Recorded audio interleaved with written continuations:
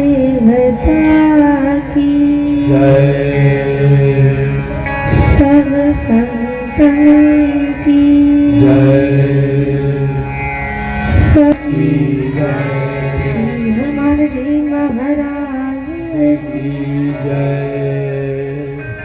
आइए सभी लोग गोपाल भगवान का नाम लें। भगवत नाम संकीर्तन सभी लोग करेंगे। सबको गाना है, सभी लोग गाएंगे।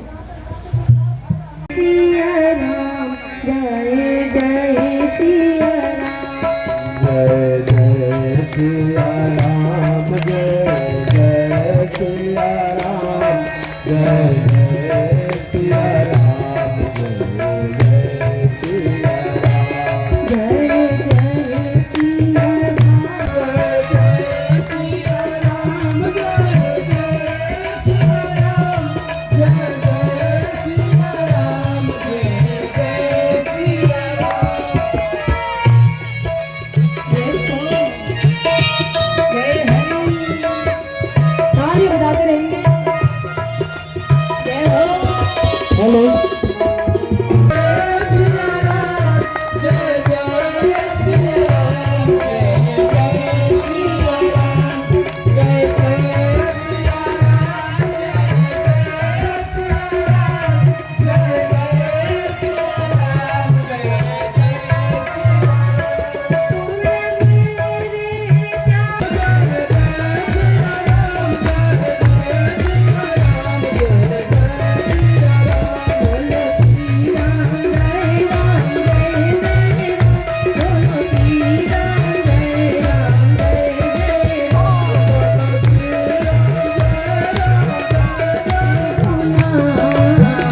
मेरे अलबेले राम तेरी धरती का मैं हूँ, देखो मेरे अलबेले राम तेरी धरती का मैं हूँ,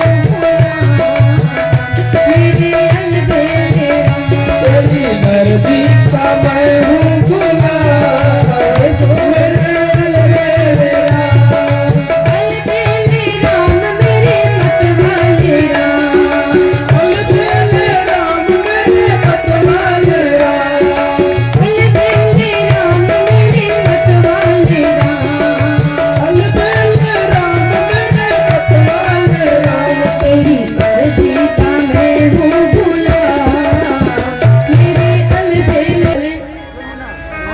जहाँ हमने कल छोड़ा था, तो देखिए कल की कथा में हम सबने बड़े धूमधाम के साथ नाच के गा के सूजी और पार्वती जी का विवाह उत्सव मनाया, और फिर हमने रामचरित्र में भी प्रवेश किया और भगवान के जन्म के दो कारण को हमने आपके सामने रखा, जय विजय का और जलंधर राक्षस का। ये दो कारण कल की कथा में आप सबने सुना है। अब भगवान के जन्म का तीसरा कारण है नारद मोह। तो देखिए नारद मोह की जो कथा है, खास कर बाबा तुलसी ने हम सबके लिए इस कथा को लिखा है। और देखिए सूजी पार्वती मैया से कहते हैं कि नारद साप दिन एक बार नारद ने भगवान को श्राप दिया, जिसके कारण भगवान को एक कल्प में अवतार लेना पड़ा। और जैसे ही पार्वती मैया सुनी कि नारद ने भगवान को श्राप दिया, तब पार्वती मैया सोचने लगी कि भाई नारद तो ईश्वर भक्त हैं, ज्ञानी हैं, सत्य असत्य को जानने वाले हैं, तो उन्होंने भगवान को श्राप क्यों दिया। तब पार्वती मैया भगवान शिव से कहती है, क्या कहती है, बाबा तुलसी लिखे हैं, कारण कौन शाप मुनि दीना, कारण कौन शाप मुनि दीना,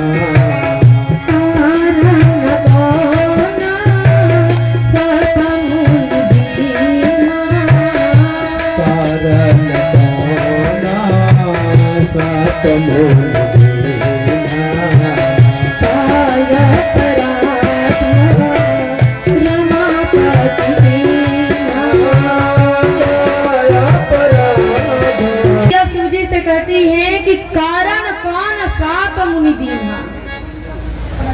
अपराध रमापति की मां। कहते हैं कि हे प्रभु, नारद ने भगवान को श्राप क्यों दिया? भगवान ने नारद का क्या अपराध कर दिया जिसके कारण ने नारद जी ने भगवान को श्राप दिया? नारद तो ज्ञानी है, समझदार हैं, सत्य असत्य को जानने वाले हैं, फिर भगवान को श्राप किस कारण से दिया? और देखिए यहाँ एक बात समझने वाली है, सभी लोग ध्यान देंगे। पार्वती मैया कहती है कि नारद ज्ञानी है, समझदार है, सत्य असत्य को जानने वाले हैं, तो यहाँ पर भगवान शिव बहुत ही बढ़िया जवाब देते हैं। शिवजी कहते हैं कि देवी आप कह रही हैं कि नारद जी ज्ञानी है, समझदार है, सत्य असत्य को जानने वाले हैं, तो देवी ऐसा बिल्कुल नहीं है।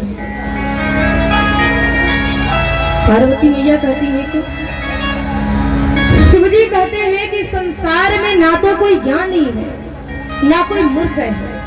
ध्यान दीजिए, इस दुनिया में ना तो कोई ज्ञानी है ना कोई मूर्ख है। जे हिजस रघुपति करई जब सो तस्ते छन हो। भगवान जिसको जैसा बनाना चाहते हैं उसको वैसा बना देते हैं। भगवान के ऊपर डिपेंड निर्भर करता है कि भगवान किसको कैसा बनाना चाहते हैं। ना कोई ज्ञानी है ना कोई मूर्ख है। अच्छा देखिए, कालिदास के बारे में आप सभी जानते होंगे। कालिदास जैसा मूर्ख व्यक्ति जो जिस डाल पर बैठता था उसी को काटता था, लेकिन जब कालिदास के ऊपर भगवान की कृपा हो गई तो वह मूर्ख कालिदास महाकवि कालिदास बन गए। क्या कारण? केवल भगवान की कृपा। और आप सब तुलसीदास जी के बारे में भी सुने होंगे। तुलसी तुलसी सब कहे, तुलसी बन की घास, भई कृपा रघुनाथ की, बन गए तुलसीदास। देखिए, तुलसीदास जी के बारे में कथा है कि जब उनका जन्म हुआ, तुलसीदास जी के जन्मते ही उनके पिता मर गए। कुछ समय बाद उनकी माता भी मर गई। एक दासी थी सुखिया नाम की, वही दासी तुलसीदास जी का लालन पालन करने लगी, लेकिन कुछ समय बाद वो दासी भी मर गई। तुलसीदास जी बिल्कुल अकेले हो गए, बिल्कुल अनाथ हो गए। उनका लालन पालन करने को भी कोई तैयार नहीं था। लोग सोचते थे देखो कितना अभागा बच्चा है, जन्मते ही माँ बाप मर गए। एक दासी लालन पालन कर रही थी, वो दासी भी मर गई। लोग तुलसीदास जी को अभागा कहते थे, लेकिन देखिए संत लोग कहते हैं कि एक बार तुलसीदास जी 4 दिन से भूखे, कुछ खाने को नहीं मिला था।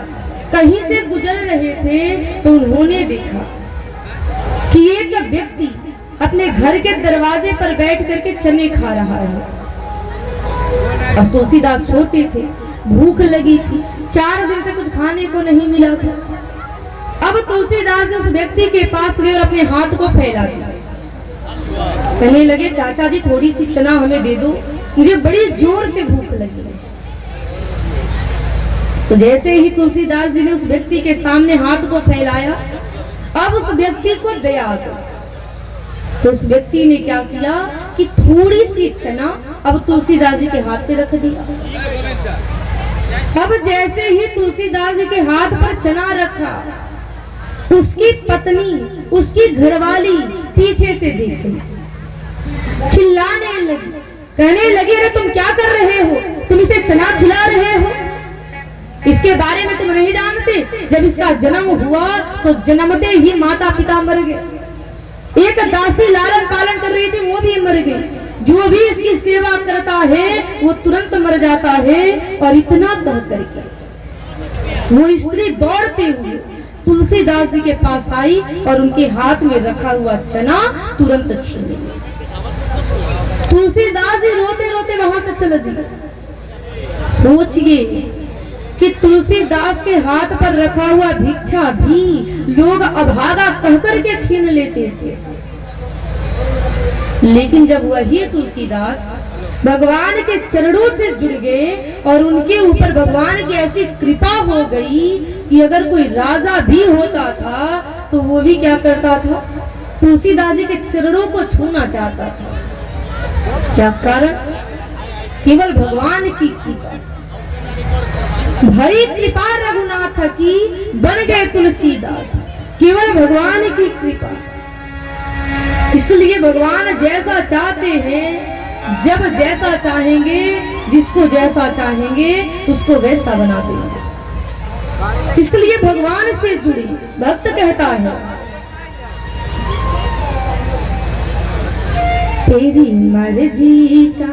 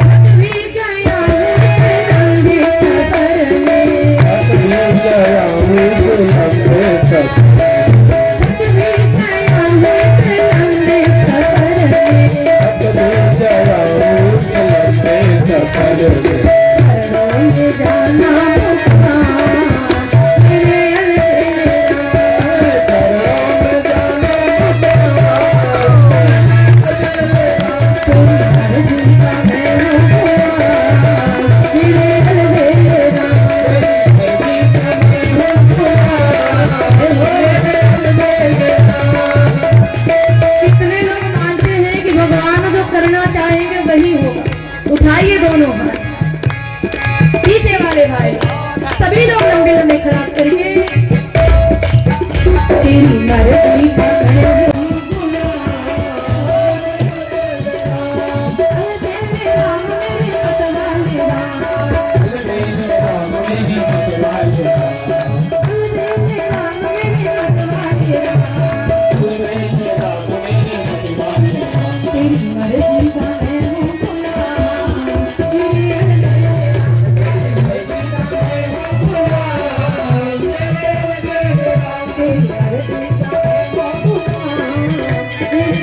तो रास्ते में उनको एक कोहड़ा का पौधा दिखाई दिया।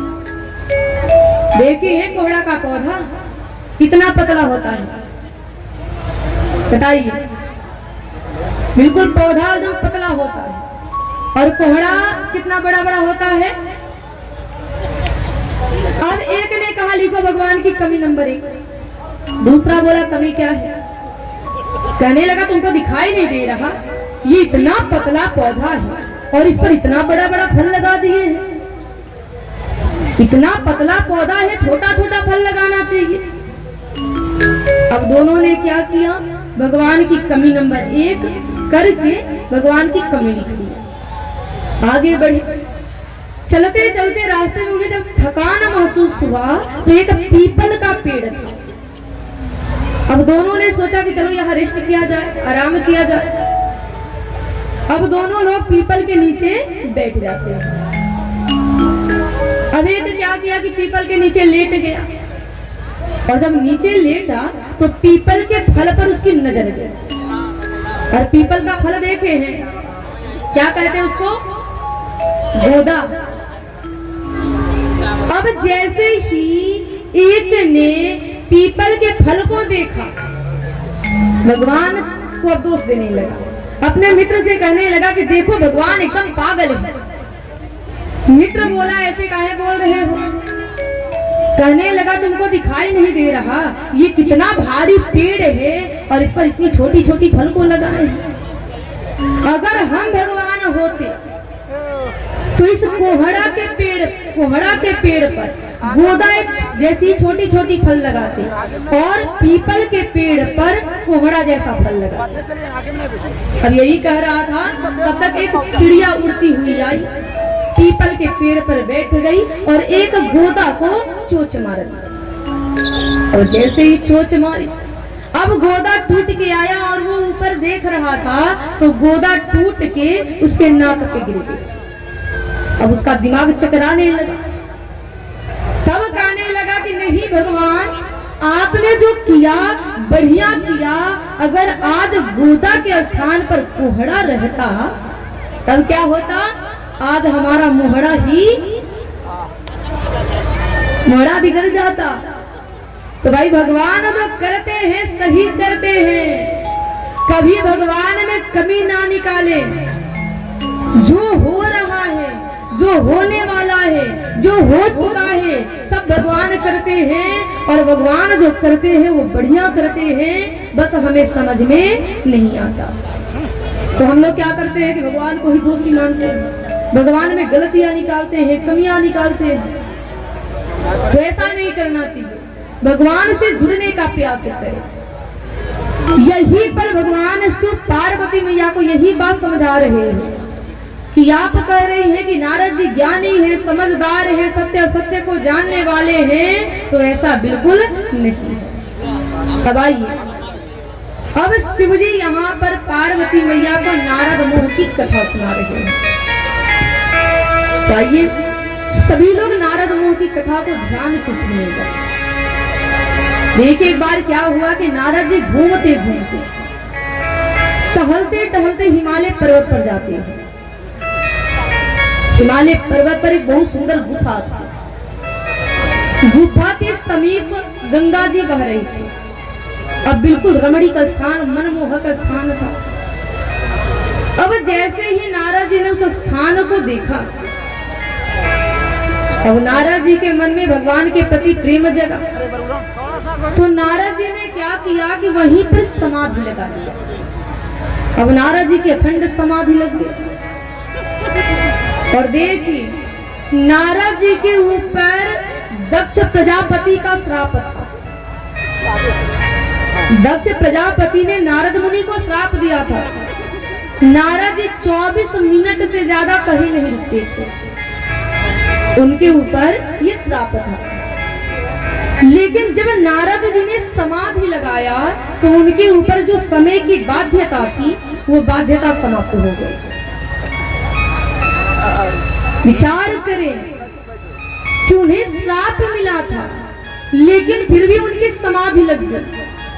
24 मिनट से ज्यादा कहीं नहीं रुकते थे लेकिन वहां पर नारद जी ने समाधि लगा लिया। समय की बाध्यता समाप्त हो गई। कारण क्या है?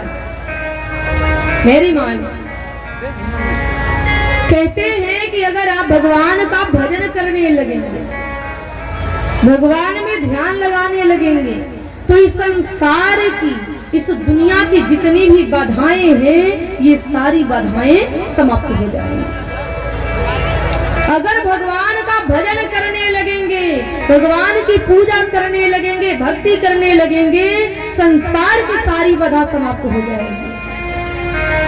नारद जी पर तो केवल समय की बाध्यता थी, 24 मिनट से ज्यादा नहीं रुकते थे, लेकिन नारद जी की ये जो समय वाली बाध्यता थी वो तुरंत समाप्त हो गई।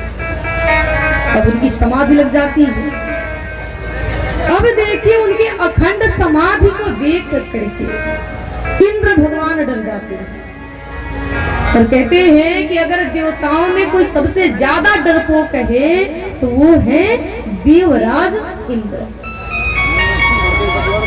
चाहे कुछ भी हो जाए, हमसे हमारी कुर्सी दूर होना नहीं चाहिए। अब इंद्र भगवान डर जाते हैं नारद जी के समाधि को देखकर। इंद्र जी सोचने लगे कि नारद इतनी कठिन तपस्या कर रहा है, भगवान प्रसन्न होकर वरदान मांगने को कहने लगे और कहीं नारद ने हमारी इंद्र पूरी मांग लिया तो अब मैं क्या करूंगा। अब ये सोचकर इंद्र जी डर जाते हैं और फिर क्या करते हैं कि कामदेव को बुला करके नारद जी के समाधि को भंग करने के लिए नारद के पास भेज देते हैं। अब कामदेव क्या करता है, सभी अप्सराओं को ले लेता है, रंभा आदि जितनी भी अप्सराएं थी सबको ले लिया और जहां नारद जी समाधि लगाए थे वहां पर पहुंच गया। वहां जाकर कामदेव प्रभाव को फैलाया, मृदंग बजने लगे, सहनाई बजने लगी, ढोलक बजने लगे, अप्सराएं नृत्य करने लगी। लेकिन ध्यान दीजिए नारद जी के ऊपर कामदेव का थोड़ा सा भी प्रभाव नहीं हुआ। यहां तक कि जितने भी बजने वाले यंत्र थे सारे टूट गए, जितने गाने वाले थे उनके कंठ सूख गए, जो बजाने वाले थे उनकी उंगलियां छिल गई, नाचने वाले थक गए। लेकिन काम कला कछमुनि न व्यापी, कामदेव का थोड़ा सा भी प्रभाव नारद जी के ऊपर नहीं हुआ। कारण क्या है? मृदंग बज रहा है, सहनाई बज रही है, ढोलक बज रहे हैं, नृत्य हो रहा है, गायन हो रहा है, लेकिन नारद जी पर असर क्यों नहीं हो रहा? पीछे वाली मां कहते हैं कि अगर हृदय में राम है, ध्यान दीजिए, अगर हृदय में राम है तो ये जान ले कि बाहर का काम कुछ बिगाड़ नहीं सकता। और अगर भीतर काम है, ध्यान दीजिए, अगर भीतर काम है तो बाहर का ये मंदिर बचा नहीं सकता। अब नारद जी के हृदय में राम है, जप चल रहा है, नारद जी समाधि लगाए हैं, कामदेव का थोड़ा सा भी प्रभाव नारद जी के ऊपर नहीं दिया। तब पता है कामदेव ने क्या किया? नारद जी के समाधि को भंग करने के लिए ब्रह्मास्त्र का प्रयोग कर दिया। बड़े बड़े गुलाब के फूल को तोड़ा, खूब बढ़िया सा हार बनाया और वही हार नारद जी के गले में डाल दिया। अब नारद जी की जय जयकार होने लगी, जय हो नारद जी, जय हो संत शिरोमणि, जय हो जितेंद्रिय। अब देखिए जैसे ही जय जयकार के मीठे शब्द नारद जी के कान में गए, अब नारद जी ने तुरंत समाधि को तोड़ दिया। प्रयास किया गया, प्रयत्न किया गया, मृदंग बजे, सहनाई बजी, ढोलक बजे, कोई असर नहीं हुआ। लेकिन जब नारद जी की बड़ाई हुई, प्रशंसा हुई, प्रशंसा के मीठे शब्द उनके कान में गए, नारद जी ने तुरंत समाधि को खोल दिया। अब जैसे ही नारद जी ने समाधि को खोला, अब कामदेव डर गया। अब कामदेव तुरंत नारद जी के चरणों पर गिर गया, क्षमा मांगने लगा। और ध्यान दें यहीं पर नारद जी गलती करते हैं। जो गलती हम लोग करते हैं, जो गलती हमसे होती है, वही गलती यहाँ नारद जी कर रहे हैं। और हरिओम। मेला में घूमने वाले भाइयों से अनुरोध है कि एक बच्ची मेला में खो गई है, जिनका की नाम संध्या कुमारी है, पिता पुनीत यादव, ग्राम पबरेवा का है। जिन भाइयों बंधु को मिले स्टेज के पास पहुंचाने के कष्ट करें, उनकी मां यहाँ इंतजार कर रही है। हरि बोल श्री रामचंद्र की जय हो। मुझको अपना देना। मैं शरण पड़ी तेरी चरणों में। मुझको अपना लेना।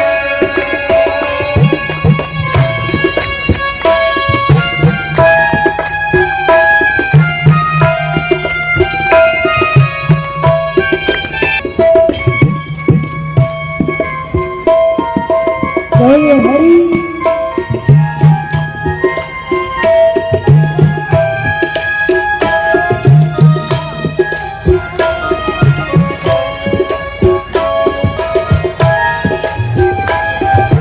देखो जय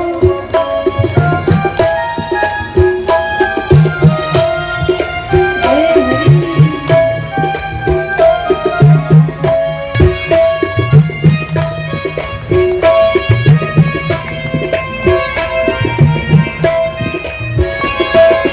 तुम सुख के सागर हो निर्धन के सहारे हो। तुम सुख के सागर हो, ये धन के सहारे हो। तुम सुख के सागर हो निर्धन के सहारे हो। तुम सुख के सागर हो, इस तन के सहारे हो मुझे प्राणों से प्यारे हो। इस तन में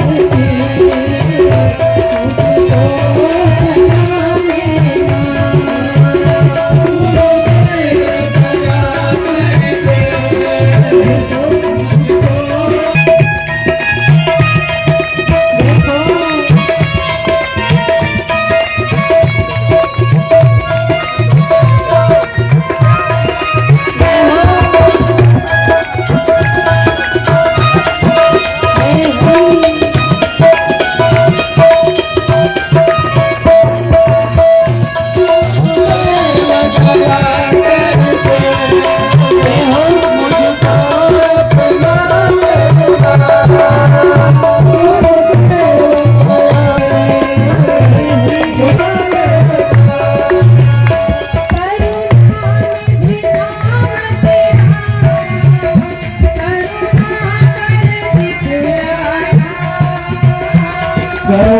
मुझे प्राण पूछ रहे हैं जहाँ भी दो माई लोग बैठती है कावती आती है पीछे वाली माई कावती आती है यहाँ पे।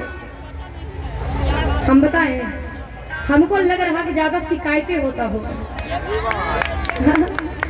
और शिकायत बताए किसका होता होगा माई शिकायत किसका होता होगा सास पतोहिया की शिकायत करती होगी और पतोहिया किसकी शिकायत करती होंगी सासू माँ की। काहे कि जहाँ दो माई लोग बैठ जाती हैं बस शिकायत चालू हो जाता है। एक कहती है पता है तुम्हारी कल एक बात बताओ तुम्हारी पतोहिया कैसी है। अब वो कहेगी अरे पूछिए मत मेरी पतोह जो है मेरी बहू जो है बड़ी झगड़ालू है। अब देखिए दूसरी भी पूछने लगेगी कि अब तुम बताओ तुम्हारी पतोह कैसी है। तो भले उनकी पतोह कितना भी बढ़िया रहे अब वो भी शिकायत करेंगे तुम भी मत पूछो मेरी पतोह भी बहुत झगड़ालू है और बहुएं भी कम नहीं है। जहां दो बहुएं बैठ जाती हैं सास की शिकायत चालू कर देती है। पुरानी भोजन बनाई अब सासू माँ भोजन करने बैठी जैसे ही मुंह में भोजन डाली, अब चावल में एक कंकड़ था। अब जैसे ही चावल को मुंह में डाली तो दांत के नीचे अब कंकड़ आ गया। अब सासू माँ सास वाला रोला दिखा दिया, चिल्लाने लगी, बहू भगवान ने तुम्हें दो दो आंखें दिया है तो क्या चावल को अच्छे से बिनकर नहीं बना सकती? अब देखिए बहू भी बिल्कुल कलियुगी, बिल्कुल कलियुगी थी, वो भी चिल्लाने लगी, कहने लगी, माधु तुझे भगवान ने 32 दांतें दिया है तो क्या 2-4 कंकड़ चबाकर खा नहीं सकती? पर देखिए ये हमारी माई, जिस घर में आप देके जाएंगे, दांत देके जाएंगे, उस घर में झगड़े जरूर होंगे। अरे मान लीजिए चावल में कंकड़ है तो सासू माँ प्रेम से भी कह सकती थी, बहू चावल में कंकड़ है, कैसे अच्छे से बिनना, लेकिन नहीं, सासू माँ है, अब सास वाला रोल तो दिखाएंगी। अच्छा यहाँ कितनी माँ लोग सास वाला रोल दिखाती है?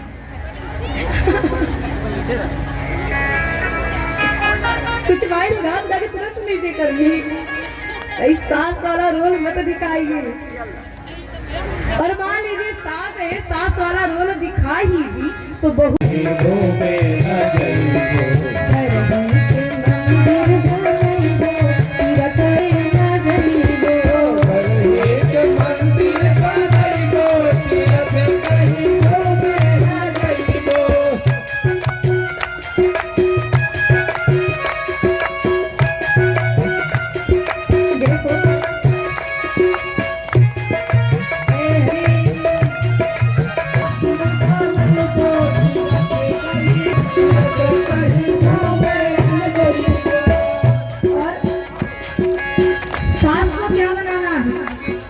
ससुर को क्या बनाना है, पति को क्या बनाना है, ध्यान से सुनिएगा। सास के गौरी ससुर स्वामी के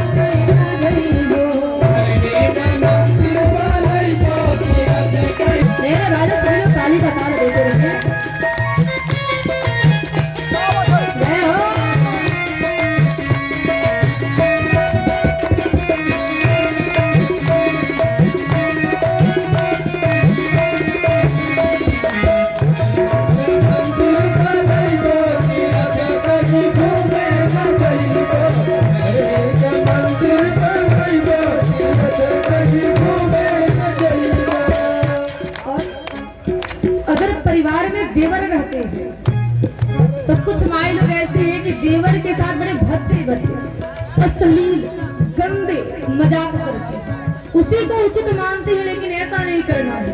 देवर को क्या बनाना है, ध्यान से सुनिए। देवरा के अपने पुजारी बनाई दो, देवरा के अपने पुजारी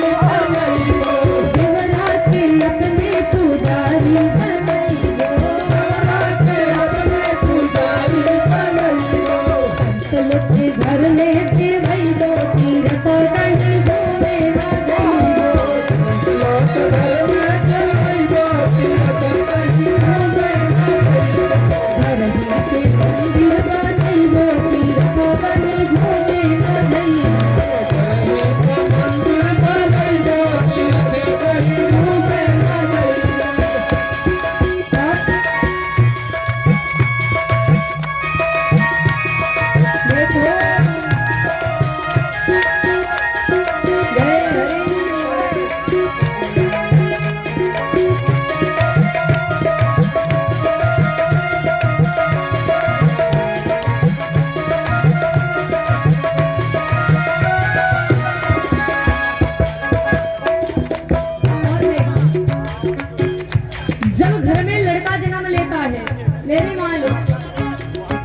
क्या सोचते हैं कि लड़के को हीरो बनाना।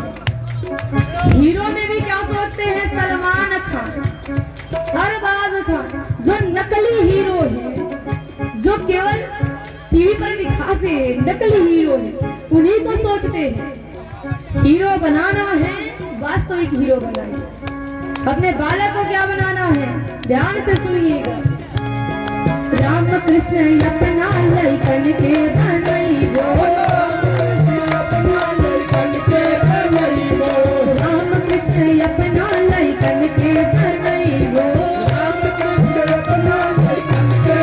बनइबो, हरि जी के गोद में खेलइबो, तीरथ कंठ घूमे नइबो,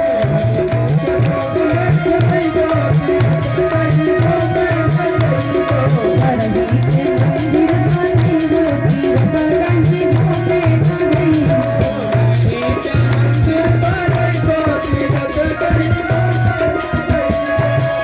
और देखिए, हम लोग जब परिवार में रहते हैं, भगवान की जब पूजा करते हैं, भगवान जी की खूब मिठाइयाँ मंगा करके, अनेक प्रकार की मिठाइयाँ मंगा करके भगवान जी को भोग लगाते हैं।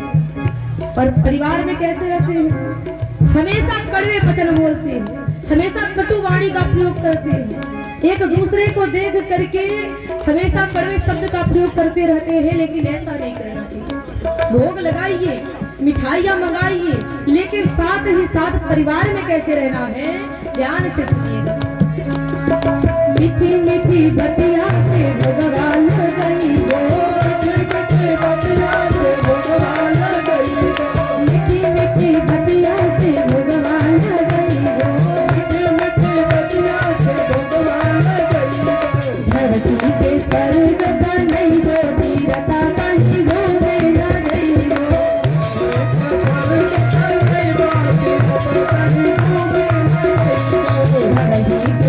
इस संसार में कोई कितना हो बड़ा समझदार क्यों ना हो जाए, होशियार क्यों ना हो जाए, ज्ञानी क्यों ना हो जाए, बुद्धिमान क्यों ना हो जाए, यदि उसके मन में थोड़ा सा भी अगर लोभ आ जाता है तो ये जान ले कि उसका विनाश जरूर होगा। सताभानु अच्छे राजा होने के बाद भी जब मन में लोभ आया तो वही प्रतापभानु ब्राह्मणों के श्राप के कारण रावण नामक राक्षस होते हैं।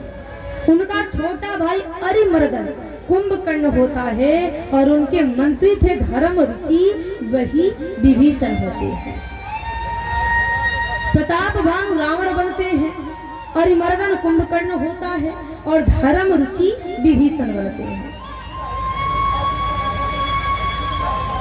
अहंकार होता है, घमंड होता है, ईर्ष्या होती है भोलेनाथ के साथ। शिव जी नारद जी के गुरु हैं, नारद जी को गुरु जी से ही ईर्ष्या होती है और नारद जी तुरंत जो है अब शिव जी के यहाँ जाते हैं। जाकर शिव जी से कहते हैं आपको पता है धरती पर क्या चल रहा है? शिव जी कहते हैं क्या हुआ है? नारद जी कहते हैं कि जब मैं समाधि लगाया था कामदेव सभी अप्सराओं को लेकर आ गया। क्या उनके रूप थे, क्या उनके ढंग थे, क्या उनके नृत्य थे, क्या उनके गायन थे, लेकिन मजाल है कामदेव हमारी तपस्या को तस से मस्त कर पाए। कामदेव का थोड़ा सा भी प्रभाव, थोड़ा सा भी असर हमारे ऊपर नहीं हुआ।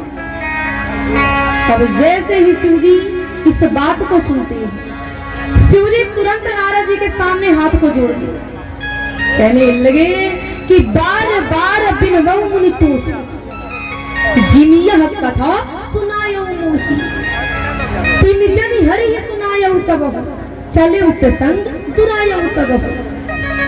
शिव जी कहते हैं कि रे नारद, मैं बार बार प्रार्थना कर रहा हूँ, विनती कर रहा हूँ कि जिस प्रकार आपने ये कथा हमको सुनाया है, आप इस बात को श्री हरि को कभी मत बताना। चाहे कुछ भी हो जाए, चाहे श्री हरि तुमसे खुद क्यों ना पूछे, आप इस बात को श्री हरि को मत बताना। अब यहाँ शिव जी नारद जी के कल्याण के लिए इस बात को कहते हैं। अब नारद उल्टा मतलब निकाल देते हैं। हम लोग भी उल्टा मतलब निकालते हैं। कोई हमारी भलाई के लिए कुछ कहता है, हम लोग गलत मतलब निकालते हैं। अब नारद जी गलत मतलब निकाल देते हैं। नारद जी सोचते हैं कि मैं तो शंकर से बड़ा हो गया।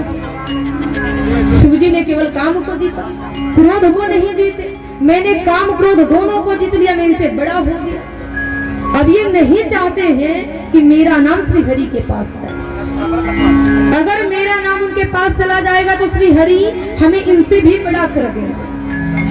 अब नारद जी मन में विचार कर लिए, कुछ भी हो जाए मैं श्री हरि को इस बात को जरूर बताऊंगा। अब ये सोचकर नारद जी हाथ में बिड़ा लेकर अब क्षीर सागर जाते हैं। अब देखिए यहाँ एक बहुत मार्मिक बात समझने वाली। इसलिए पहले जब नारद जी क्षीर सागर जाते थे, तुरंत जो है नारद जी को भगवान जी दिख जाते थे, तुरंत मिल जाते थे। लेकिन आज नारद जी जब क्षीर सागर में गए हैं तो नारद जी को भगवान दिखाई नहीं दे रहे। विचार कर, उसके पहले जब जाते थे तुरंत भगवान दिख जाते थे, आज नारद जी को भगवान दिख नहीं रहे। इसका कारण क्या है? आप सबने अनुभव किया होगा, अगर सरोवर का जल बिल्कुल शांत है, अगर सरोवर का जल शांत है, अपना चेहरा आप उसमें देखेंगे, आपको अपना चेहरा बिल्कुल स्पष्ट दिखाई देगा, बिल्कुल साफ दिखाई देगा। लेकिन अगर उस सरोवर में आपने एक पत्थर फेंक दिया, कोई कंकड़ डाल दिया, उसमें हिलोर आ जाएगा, फिर चेहरा देखेंगे, आपको अपना चेहरा स्पष्ट दिखाई नहीं देगा। यही है नारद जी के यहाँ। इससे पहले जब नारद जी क्षीर सागर जाते, हृदय उनका बिल्कुल साफ था, मन बिल्कुल साफ था, शुद्ध था, तुरंत भगवान दिख जाते थे। लेकिन आज नारद जी के हृदय में वासना के कंकड़ चले गए। आज नारद जी के मन में काम चला गया है, आज नारद जी के हृदय में अहंकार हो गया है। और यही कारण है कि आज नारद जी को भगवान दिखाई नहीं दे रहे। अब नारद व्याकुल हो जाते हैं, लगते हैं भगवान को पुकारने, भगवान को ढूंढने। तब भगवान अब सोचते हैं कि नारद तो हमारा भक्त है, अब चलो मैं नारद का कल्याण करता हूँ।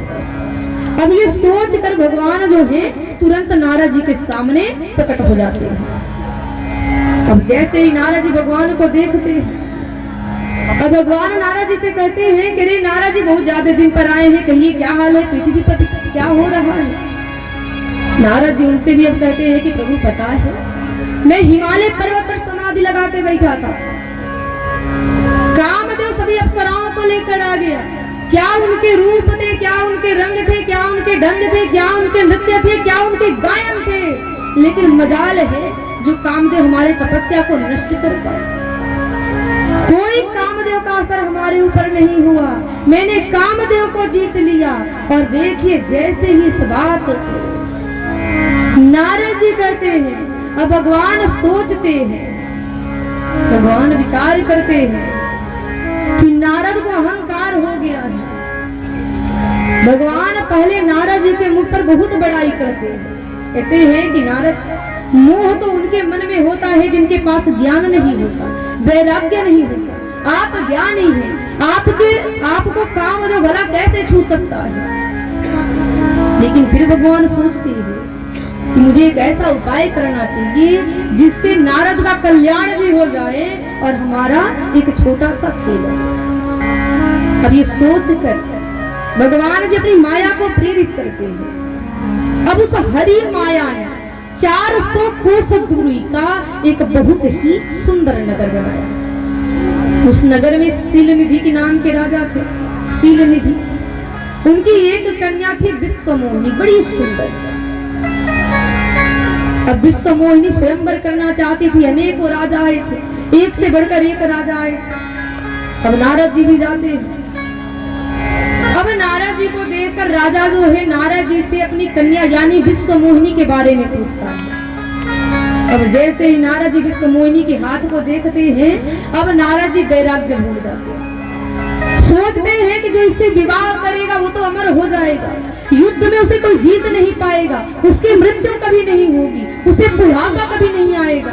अब ये सोचकर नारद जी वहां से लड़की के सुलक्षण कर दिए और जाने लगे। रास्ते में सोचते उस राजकुमारी से जिसका विवाह होगा वो अमर हो जाएगा। अब नारद जी विचार करते हैं कि क्यों ना मैं ही उसके साथ विवाह कर लूं।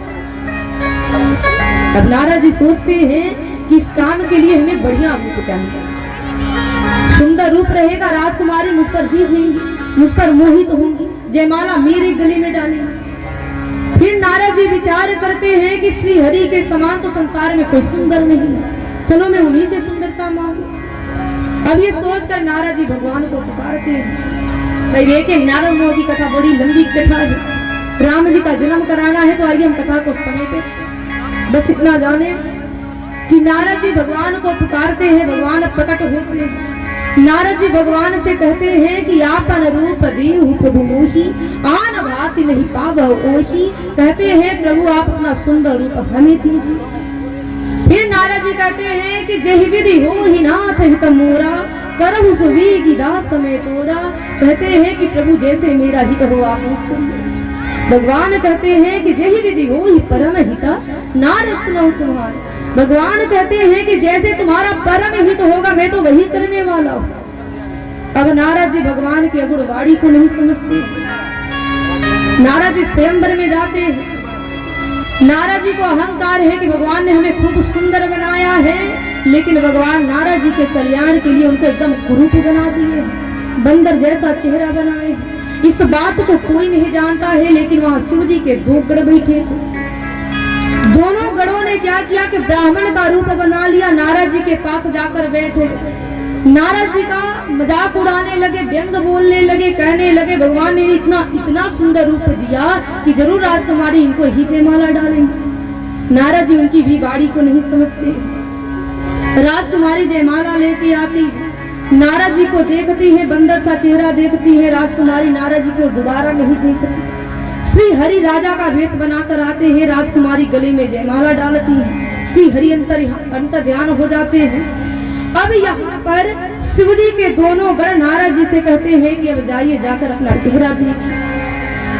नारद जी चेहरा जल में झांक कर देखते हैं, बंदर जैसा चेहरा देखते हैं, उनको बड़ा क्रोध आता है। तो शिव जी के दोनों गणों को श्राप देते हैं कि तुम दोनों ने हमारा मजाक उड़ाया, जाओ तुम दोनों जा करके राक्षस हो जाओ। अब फिर नारद जी श्री हरि के पास जाते हैं, सोचते हैं कि जाकर उनको या तो श्राप दूंगा या अपने प्राण को दे दूंगा, क्योंकि भरी सभा में उन्होंने हमारा इंसल्ट किया है, हमारा अपमान किया है। अब ये सोचते हुए नारद जी जाते हैं, श्री हरि रास्ते में मिल जाते हैं। नारद जी कहते हैं कि तुम छली हो, कपटी हो, दूसरे की संपदा नहीं देख सकते। समुद्र मंथन किया गया, मदिरा निकला तूने असुरों में बांट दिया, विष निकला शिव जी को पिला दिए, लक्ष्मी जी और कौस्तुभ मणि निकला तूने खुद ले लिया।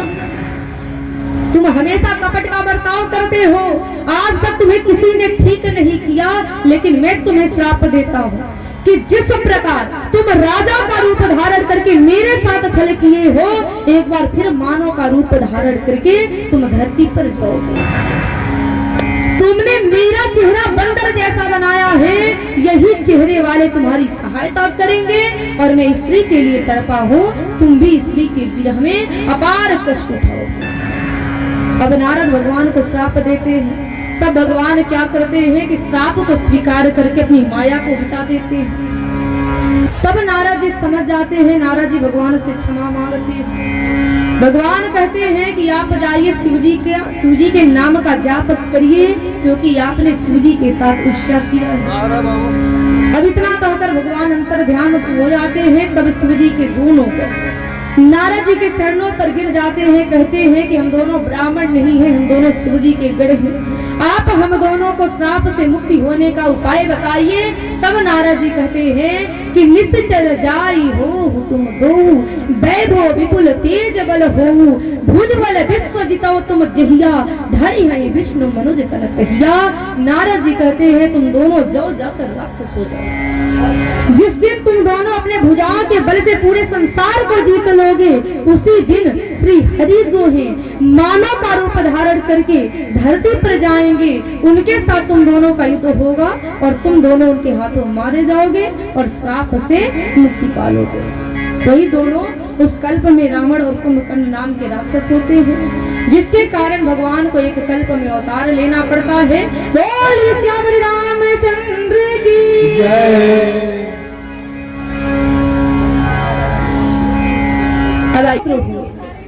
बड़े वाले पुत्र का नाम था प्रतापभान और छोटे वाले पुत्र का नाम था अरिमर्दन।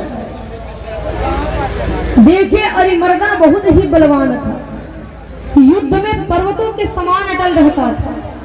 अरिमर्दन का सामना करने वाला कोई नहीं था। सत्यकेतु क्या करते हैं कि अपने बड़े पुत्र यानी प्रतापभानु को रख के झूठों में हाथ उठा देते हैं। पता है एक बार एक व्यक्ति था, मेरे भाई लोग ध्यान से सुनिएगा, कान से सुनाई नहीं देता था, लेकिन किसी को नहीं जनाता था, किसी को नहीं जताता था कि हमको कान से सुनाई नहीं देता है। खूब बनता था कि हमको बहुत सुनाई देता है। कोई कुछ भी कहता था, मुंह से अंदाजा लगाता था कि ये क्या बोल रहा है। रोज यही होता था, उल्टा सीधा मतलब निकालता था, उल्टा सीधा समझ जाता था। अब एक बार क्या हुआ कि उसके मित्र की तबीयत खराब हो गई। अब गया मित्र से मिलने, मित्र की ज्यादा तबीयत खराब थी, जाकर बोला कि अरे एक बात बताओ, तुम्हारा क्या हाल चाल है। आपने देखा होगा जो कान से बहरे होते हैं बड़ी जोर से बोलते हैं। जाकर बोला क्या हाल है। अब मित्र का ज्यादा तबीयत खराब था, कहने लगा क्या बताएं, मर रहे हैं। अब बेचारे को तो सुनाई दिया नहीं। अब अंदाजा लगाया, और अंदाजा लगाया तो सोचने लगा कि ये कह रहा है कि पहले से ठीक है। अब अंदाजा लगाया, कहने लगा रे सब भगवान की दया है, सब भगवान की कृपा है। अब उसके मित्र को बड़ा बुरा लगा, सोचने लगा कि हम कह रहे हैं कि हम मर रहे हैं और ये बोल रहा है सब भगवान की कृपा है। अब मित्र को बुरा लगा, अब फिर पूछ रहा है इस डॉक्टर से तुम्हारी दवा चल रही है, किससे इलाज करवा रहे हो। अब तो गुस्सियाया था, गुस्से में था, गुस्से में कह दिया यमराज का चल रहा है। अब उसको फिर सुनाई नहीं दी। मन में सोचा कि किसी डॉक्टर का नाम बताया होगा, किसी अच्छे डॉक्टर का नाम बताया होगा। कहने लगा अच्छा उनसे तुम्हारी दवा चल रही है। अरे वो तो बहुत बढ़िया डॉक्टर है, बहुत लोगों को ठीक कर दिए हैं और तुमको भी बहुत जल्दी ठीक कर देंगे। अब उसके मित्र को बड़ा बुरा लगा, सोचने लगा कि हम कह रहे हैं कि यमराज का दवा चल रहा है और ये कह रहा है कि बहुत जल्दी ठीक कर देंगे। और फिर पूछता है एक बात बताओ, तुम्हें भोजन में खाने को क्या बोले हैं। अब वो बिल्कुल गुस्से में था, अब गुस्से में कह दिया पत्थर खाने को बोले हैं। अब तो उसको सुनाया नहीं, सोचने लगा हल्का भोजन बोल रहा हो। कहने लगा अच्छा अच्छा अच्छा, खाते रहो, बहुत हल्का भोजन है, बहुत जल्दी पच जाएगा। अरे नहीं सुनाई दे रहा, साफ साफ बोल दो नहीं सुनाई दे रहा, बनने की क्या जरूरत है। वैसे ही कटवा नहीं बुझा रहा है, साफ साफ बता दीजिए कि नहीं बुझा रहा है तो समझाया जाएगा। काय बतिया रहे हैं, और खाली है ये ना माँ, आप लोग भी बतिया रही है कुछ, तो आप लोग भी बतियाना बंद करे। की बतियाई हो, की बतियाई। देखिए आपकी भाषा तो हमको बड़ी प्यारी लगती है, सच बताए बड़ी प्यारी लगती है, लेकिन यही है कि थोड़ा बहुत समझ में आता है, थोड़ा बहुत नहीं आता।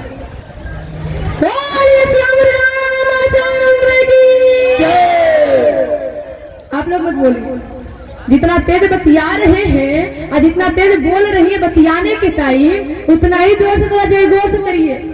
कितने लोग खा खा के आइए, हाथ खाइए तो, और जो नहीं खाइए दिनवा में तो ठूसी होंगी, दिनवा में तो पूरा खाई होंगी ना, तो जोर से बोलिएगा, जोर से बोलिए श्याम रामचंद्र शंकर भगवान की। आइए शांति का परिचय देके हमें पता है, लेकिन राम जी का जन्म होगा तो भाई देखिए थोड़ा बहुत फुहारा आना भी जरूरी है कि नहीं? तो देखिए जब भगवान का जन्म होता है ना तो ब्रह्मा जी और सभी देवता लोग पुष्पों की वर्षा करते हैं आकाश से। तो यहाँ आकाश से अगर पुष्प की वर्षा तो होगी नहीं, तो यही जानिएगा कि भगवान जो है अगर फुहारा भी आ रहा है तो यही जानिएगा कि भगवान फुहारा कर रहे हैं, पुष्प की वर्षा कर रहे हैं। तो आइए भगवान से सभी भक्त भगवान से प्रार्थना प्रभु हम शरणागत हैं, दीना करो प्रभु हम शरणागत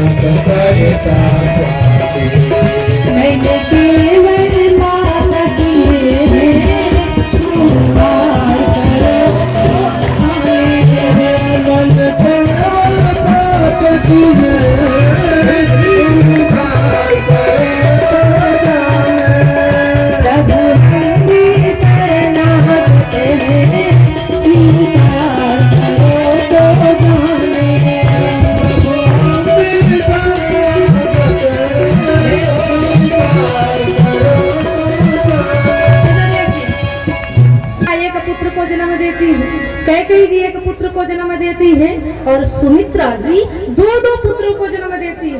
राजा दशरथ के यहाँ चार पुत्रों की प्राप्ति होती है और जैसे ही राजा दशरथ अपने घर में चार पुत्रों को देखते हैं दशरथ जी बिल्कुल प्रसन्न हो जाते हैं। पूरे अयोध्या के लोग दशरथ जी को बधाइयां देने आते हैं, राजन बधाई हो बधाई हो बधाई हो।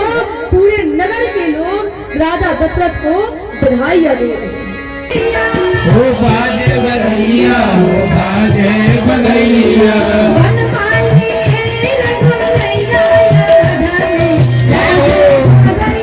मेरे भाई हो नहीं बोलना है, बोलना तो नहीं हो रहा है।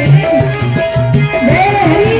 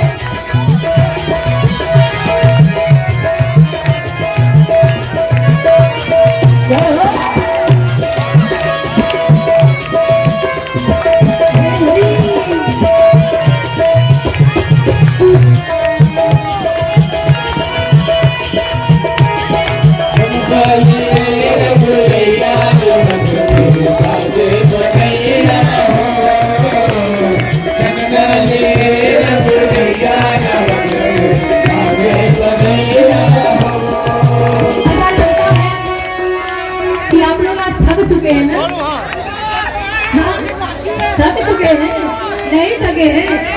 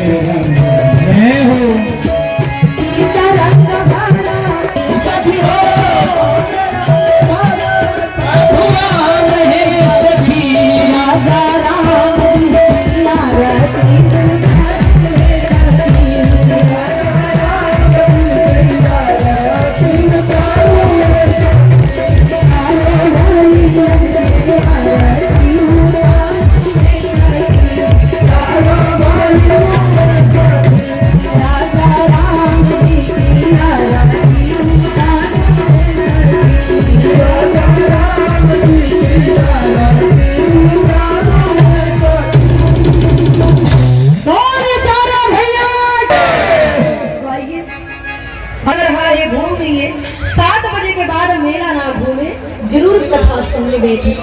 तो आइए सभी लोग लीला का दर्शन करें, फिर कल मिलेंगे 6:45 जरूर आ जाइए आप सभी।